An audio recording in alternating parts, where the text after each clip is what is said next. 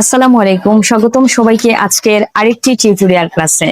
বন্ধুরা, আজকে আমরা শিখবো সামারিতে কিভাবে 10-এর মধ্যে 10 পাওয়া যায় সেই সুপার টেকনিকটা। দেখো, এখানে আমি 5টা লাইন লিখে দিয়েছি। এই 5টা লাইন লিখলেই তুমি সামারিতে 10-এর মধ্যে 10 পাবা। প্রথম লাইনটা দেখো, তুমি সামারিতে স্টার্টিং যে লাইনটা লিখবে সেটা হচ্ছে the passage is about dash. এখানে কি লিখবে তুমি? এখানে লিখবে প্যাসেজটা যদি তোমাদের উইলিয়াম শেক্সপিয়ার নিয়ে থাকে, তোমরা সবাই জানো উইলিয়াম শেক্সপিয়ার হচ্ছেন একজন ইংরেজি সাহিত্যের বিখ্যাত একজন কবি। তো ওনাকে দিয়ে যদি প্যাসেজটা লেখা থাকে তাহলে তুমি কি লিখবে? এখানে the passage is about William Shakespeare. প্যাসেজে যদি কাজী নজরুল ইসলাম থাকে তাহলে তুমি এখানে লিখবে the passage is about Kazi Nazrul Islam. যদি প্যাসেজটা জীবনানন্দ দাশকে নিয়ে লেখা থাকে তাহলে তুমি লিখবে the passage is about Jibanananda Das.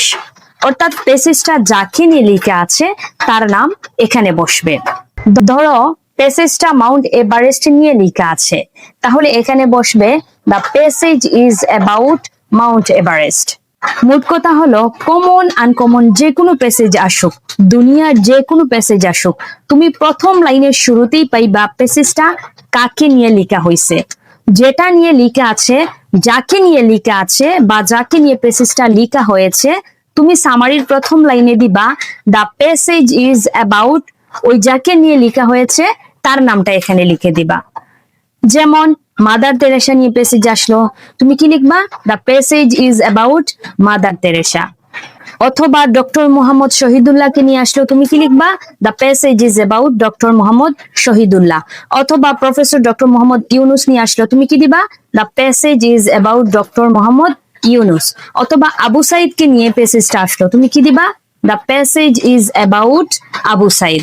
আমি বলেছি এই যে নামগুলা বা যেটা দিয়ে প্যাসেজ আসবে, তুমি প্রথম লাইনটা যখন পড়বে প্যাসেজের তখন বুঝতে পারবে যে প্যাসেজটা কাকে নিয়ে লেখা হয়েছে বা কি নিয়ে লেখা হয়েছে। যাকে নিয়ে লেখা হয়েছে বা যেটা নিয়ে লেখা হয়েছে সেটা তুমি দেখে দেখে এখানে লিখবা দ্য প্যাসেজ ইজ অ্যাবাউট, ওই নামটা এখানে লিখে দিবা। তো এটা হচ্ছে সামারির প্রথম লাইন।